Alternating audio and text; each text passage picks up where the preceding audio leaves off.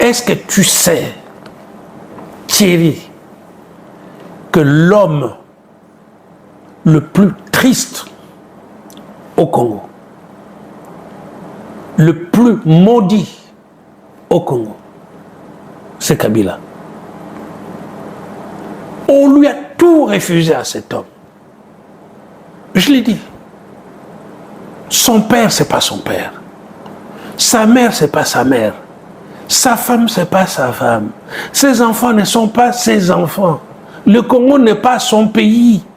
Cet homme est resté au pouvoir comme tu peux pas t'imaginer. Je le vois. Je lui dis, aide-moi à aller voir tes origines et à témoigner. Il m'assure qu'il doit faire ça. Il n'a jamais fait. Mais il est là. Il est là.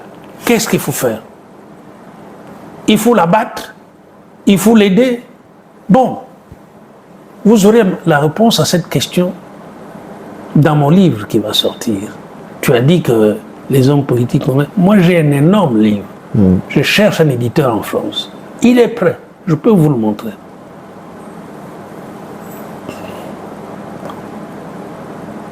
Bien. Vous regrettez aujourd'hui?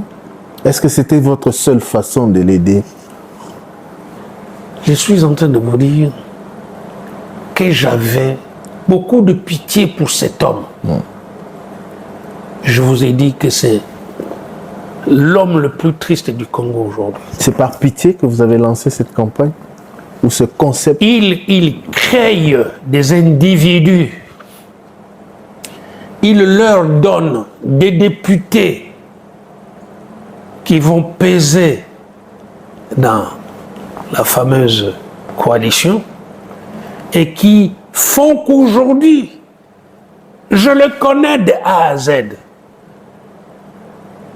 qui n'ont absolument aucun fief électoral.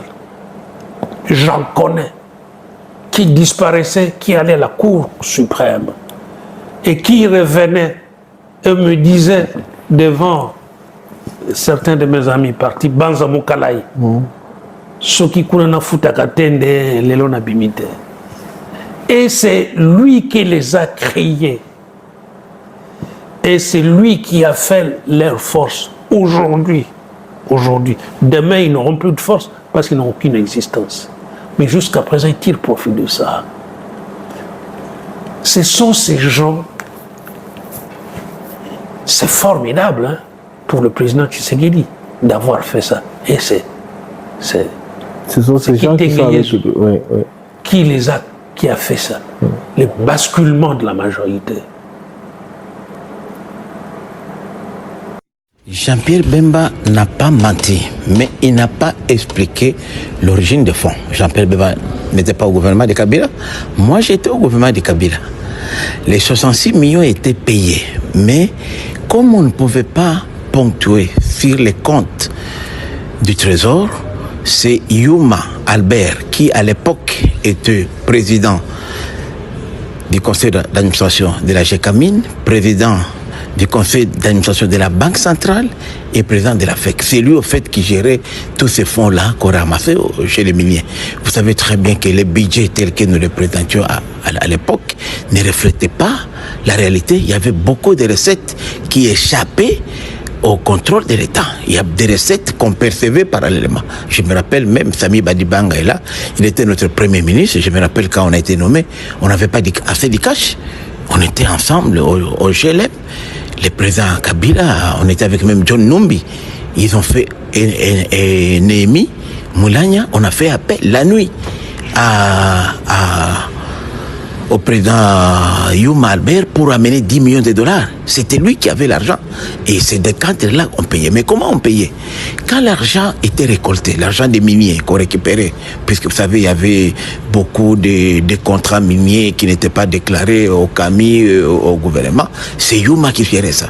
Alors, il fallait passer par une couverture. C'est comme ça que moi, je l'ai dit, puisque à l'époque, j'étais vice-ministre de l'énergie et on utilisait Sénélac. En fait, Sénélac, c'est une entreprise qui fournit l'électricité dans la partie orientale, notamment à Bukavu, Goma et au Rwanda. Bukavu, Goma et Rwanda et Burundi. Alors Sénélec, toujours les DG de Sénélec a toujours été rwandais. Alors c'est à travers lui qu'on déposait l'argent sous forme de paiement de notre contribution à la Sénélec.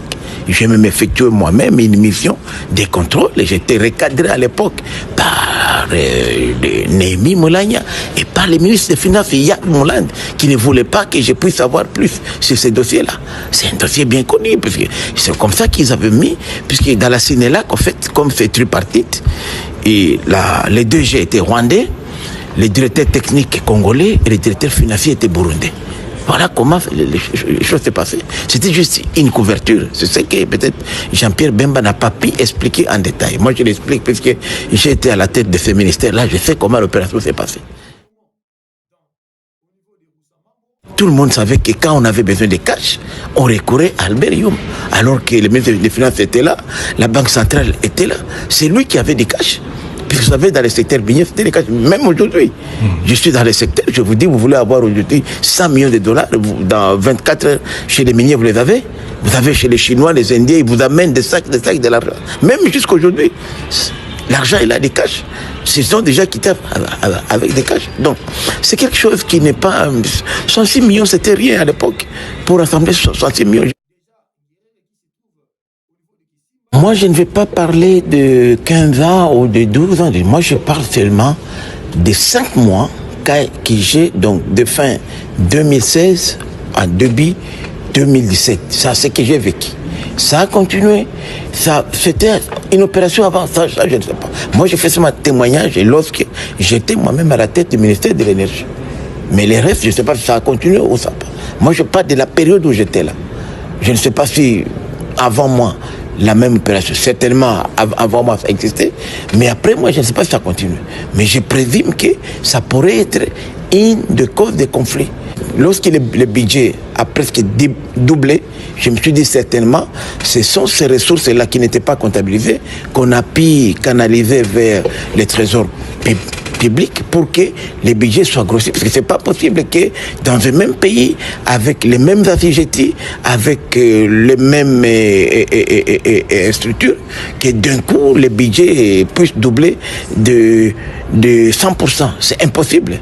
Lorsqu'on regarde quand même les paramètres macroéconomiques, c'est pour dire qu'il y avait des fonds qui n'étaient pas comptabilisés avant.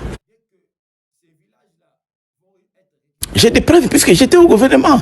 C'était des opérations, je vous dis, j'étais au gouvernement, je savais comment ça s'est passé. J'étais des preuves. Vous savez, ce sont des opérations opaques qui se font jusqu'à aujourd'hui. Je vous rappelle que même quand on a mené les cash ne venaient pas de la Banque centrale. Qui ne fait pas ici? Demandez à tout le monde. Vous allez même voir. On a cité ici par exemple Tina, Madame Tina, l'italienne. Je peux vous montrer aujourd'hui une entreprise où j'étais avec Madame Tina. Fortunata. Vous demandez-lui, Madame Tina, je peux vous apporter un peu. J'ai visité l'usine qu'elle dirigeait à Tesco, à Limité. Donc ce sont des opérations qui ne demandaient pas de documents. Quand vous avez, les miniers viennent vous payer les cash, vous allez faire quel document? Je vous dis le cas, demandez à tous ceux qui ont travaillé avec nous si M. Yuma ne brassait pas les cash. Même pas ministre des Finances, il y avait Moulande qui était à l'époque, même pas les gouverneurs de la Banque centrale. Donc ce sont des réalités dans ce pays que les gens brassaient l'argent. Donc si c'était que dans les comptes,